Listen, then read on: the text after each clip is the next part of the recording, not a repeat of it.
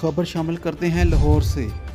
Faisal town अचानक दौरा DIG operation Faisal Kamran और एसएसपी ऑपरेशन लाहौर तस्वर इकबाल साहब का। कोठा पिन मजलिस में लाहौर डीआईजी ऑपरेशन और तस्वर इकबाल साहब ने फुल प्रूफ इंतजाम देखकर डीएसपी सरवर वान साहब और एसएचओ असद फैसल टाउन को शाबाश दी। उन्होंने देखा कि पूरे इंतजाम खुद चेक किए जो कि सिक्योरिटी फुल प्रूफ थी, और उन्होंने बोला कि ये हमारा अवलीन फ़र्ज़ है कि जितने भी अज़ादार हैं इनकी हिफाजत करना और इनको सिक्योरिटी फुल प्रूफ देना।